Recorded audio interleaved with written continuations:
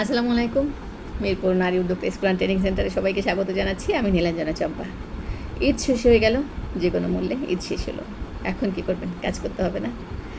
ঈদে কেমন কে কাটিয়েছেন জানি না, কার জীবনটা কত যুদ্ধে জানি না। তবে প্রতিটা মানুষের জীবনটা যুদ্ধের, প্রতিটা মানুষই কষ্ট করে বড় হয়, কষ্ট করে সংসার করে চলে। আমাদের দেশে ধনী আছে হয়তো লাখে একজন, আর সব লোক দেখানো বলে ধনী। সুদের টাকায় ধনী, ঘুষের টাকায় ধনী, অবৈধ টাকায় ধনী, তারপর আর কি বলা যায়, নেশা বিক্রি করার ধনী, লোক ঠকানোতে ধনী, মানে সব কিছুতে ভেজাল যাদের মধ্যে আছে তারাই বেশিরভাগ ধনী হয়। আসল টাকায় কি বলে যে পিওর টাকায় ধনী কেউ হতে পারে না। ঠিক আছে, কষ্ট। সরকারি চাকরি যারা করে, অনেকে বলবে সরকারি চাকরি ভালো নাকি উদ্যোক্তা হওয়া ভালো। টপিকটা এটা আসুক না, সরকারি চাকরি ভালো নাকি উদ্যোক্তা হওয়া ভালো। সরকারি চাকরিতে ঘুষ বেশি। আপনি সরকারি চাকরি লিগাল যে বেতনটা পান ওই টাকা দিয়ে আপনি চলতে পারবেন না। মনে করেন আপনি 50,000 টাকা বেতন পান, ঢাকা শহরে 4-5জন মানুষ থাকতে হলে আপনার খরচ আছে প্রায় 50-60 হাজার টাকা। তাহলে আপনি 50,000 টাকা বেতন পাই দেয় কী করবেন? ভবিষ্যতের জন্য কী জমাবেন? এখনকার দিনে প্রতিদিন 6-7জন মানুষের 1,000 টাকার নিচে বাজার হয় না প্রতিদিনে। তাহলে 30 দিনে 30,000 টাকা শুধু আপনার বাজারে গেল।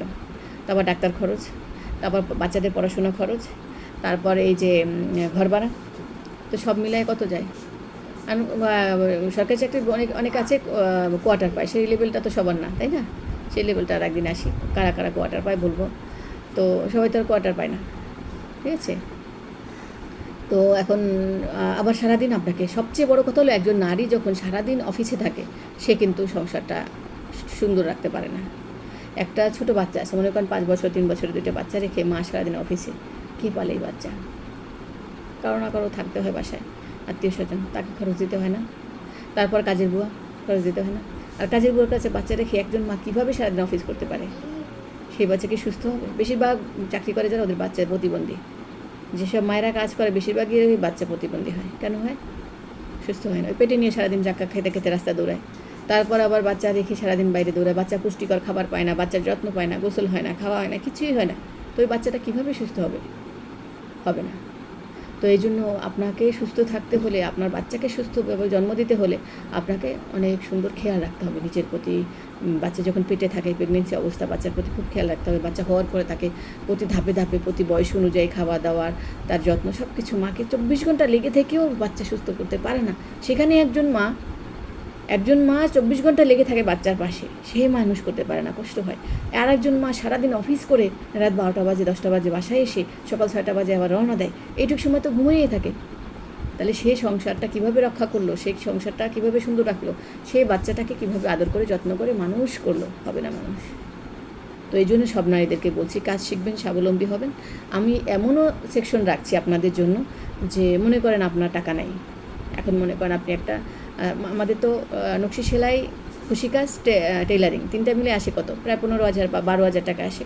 সেখানে আমি ধরছি আপনার অর্ডার নেওয়ার পর মতো নকশি না, টেইলারিংটা করতে হলে আপনার ফ্যাশন ডিজাইনিং লেভেলে যেতে হয়। ওটার একটা কোর্সে আছে আপনার 10,000 টাকা। তারপরও আমি কমায় দিচ্ছি যে না, সবার অবস্থা সমান না, দিতে পারবে না। এখন তিনটা মিলে আপনার আসে 10,000, 12,000 টাকা বা 15,000 টাকা। সেখানে আমি 10,000 টাকা নিচ্ছি। তো 15,000 টাকার জিনিসটা আমি 10,000 টাকা নিচ্ছি, কারণ কি একটা প্যাকেজ নিচ্ছেন। প্যাকেজ নিলে আপনি শিখতে শুরু করবেন, আপনি 2,000 থেকে 3,000 টাকা অ্যাডভান্স দিয়ে শুরু করলেন, তারপর সপ্তাহ সপ্তাহ করে একটু একটু করে দিয়ে দিলেন, হয়ে গেল। আর আপনি কাজ করে যদি পারেন যে না, আমি কাজটা দাদা শিখছি, আপু আমার এই কাজটা ফিনিশিং ভালো, এটা তুমি কিনে নাও, তো আমি কিনে নিয়ে আপনাকে হেল্প করছি, ওখান থেকে টাকা কিছু মাইনাস করতে পারেন। এখন দেখা যায় আপনি 2 দিনে এসে আর আসলেন, আপনার ভালো লাগে না, আপনি টাকাটা আর দিচ্ছেন না। আপনি 2টা বিক্রি করে বলেন না আপু আমার লস হয়ে যায়। আর আমি যদি আপনার কাছ থেকে 150 টাকা জিনিসটা নেই, আমি তো 200 টাকা বিক্রি করার চিন্তা করবো, তাই না?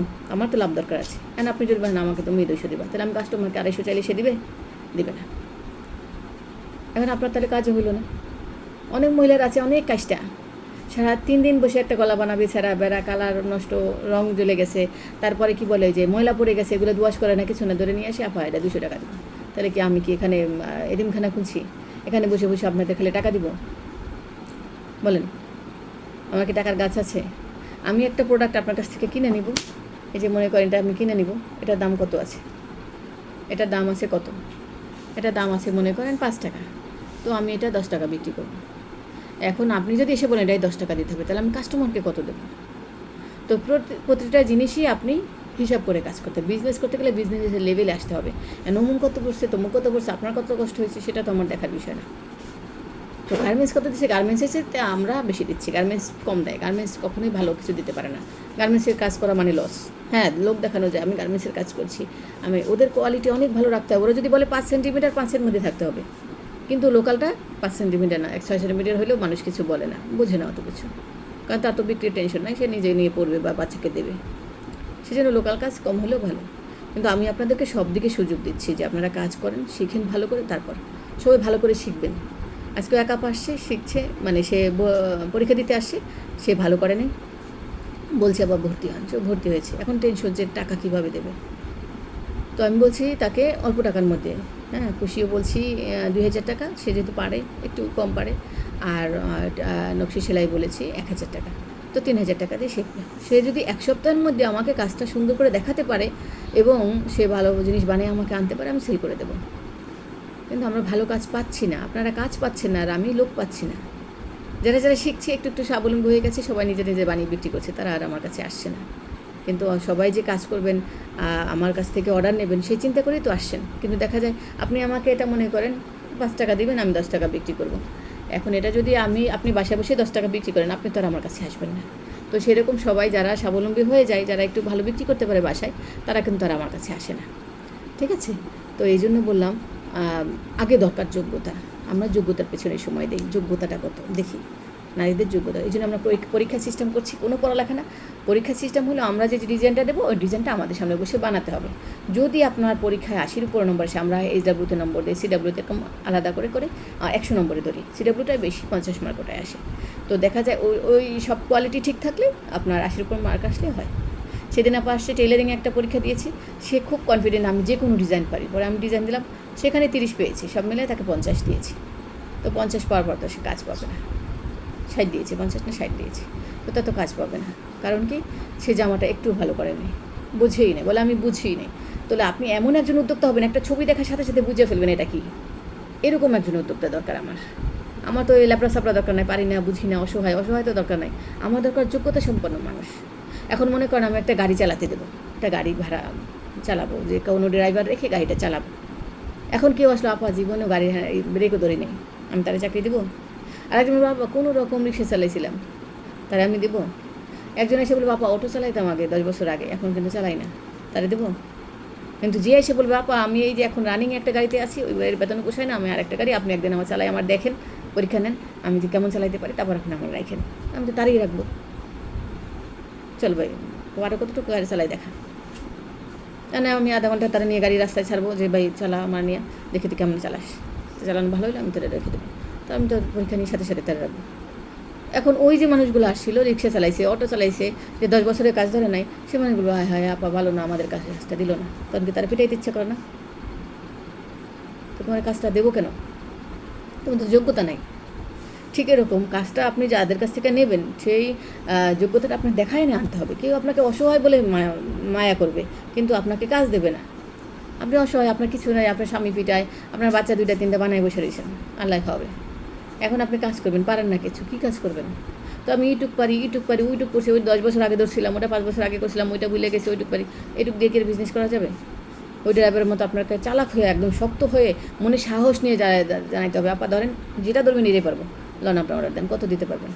পারেন? কেউ সাহস আছে? যদি সাহস থাকে চলে আসেন। আরও একটা কথা বলে রাখি, 15 জুন আমার জন্মদিন। যদি কেউ আমাকে কুশি কাটায় কোনো একটা ডিজাইনে হারাতে পারে, তো তার জন্য 20,000 টাকা পুরস্কার। ঠিক আছে, 20,000 টাকা পুরস্কার। দেখি কার সাহস আছে। বাংলাদেশে তো কুশিবিদের অভাব নাই, দেখি না কোথায় সেই সেরা কুশিবিদ যে আমাকে হারাবে। যে কোনো ডিজাইন পারতে হবে, যে কোনো ডিজাইন জানতে হবে, আর আমাদের পরীক্ষাটা হবে লাইভে। আমি একটা ডিজাইন নেবো, আপনি একটা ডিজাইন নেবেন, লাইভে হবে। লাইভে থাকবে, একদম ক্যামেরা কাট হবে না, লাইভে চলতে থাকবে, আপনিও কি ভুল করছেন দেখা যাবে, আমিও কি ভুল করছি দেখা যাবে। ঠিক আছে? তাহলে দেখি কার সেই দুঃসাহস আছে আমাকে হারাবে। ঠিক আছে? তো এখন আপাতত আজকের ভিডিও এখানে রাখছি। সবাইকে এটা বলি যে এদের আনন্দ আর দরকার নেই, কাজে লেগে যান, সময় পান, যখনই সময় পান একটু সুতা কাটা নিয়ে বসেন, ডিজাইন আর্ট করেন, বেশি বেশি ডিজাইন আর্ট করেন, কুশি কাটা বেশি করেন। আর হলো আপনারা আমাদের কাছে আসবেন, মিরপুর নারী উদ্যোক্তা স্কুল অ্যান্ড ট্রেনিং সেন্টার, এটার ব্যানার বাইরে লাগানো আছে, আর আপনারা আসবেন মিরপুর 11:30 থেকে আসতে পারেন, 1 নম্বর থেকে আসতে পারেন, আশুলিয়া থেকে আসতে পারেন। মিরপুর ইস্টার্ন হাউজিং বলে সবাই চিনবে, মিরপুর ইস্টার্ন হাউজিং বলে সবাই চিনবে। ঠিক আছে, আপনারা এখানে 11:30 এসে যদি মেট্রোতে আসেন তাহলে পল্লবী স্টেশন নামবেন, আর যদি বাসে আসেন তাহলে 11:30 নামবেন। ঠিক আছে, তো আজকের ভিডিও এখানে রাখছি। আল্লাহ হাফেজ, সবাই ভালো থাকবেন। আর হ্যাঁ, কাজের সাথে থাকবেন, কখনও কাউকে ঠকাবেন না। আমার সাথে ইনসাফ যদি না রাখেন, অনেক উদ্যোক্তারা আছে আমার সাথে ইনসাফ রাখে না, টাকা একবার দিয়ে 500-1000 টাকা ধরাই দিয়ে আর খবর নেই। তা আমি তাদের খবর কেন নেব? আপনি যদি আমার খবর না নেন, আমি খবর কেন নেব? তো ভালোবাসা পাইতে হলে ভালোবাসা দিতে হয়। ঠিক আছে, তো আশা করি ভালোবাসা দেবেন, ভালোবাসা পাবেন। আজকে ভিডিও এখানে রাখছি। আল্লাহ হাফেজ।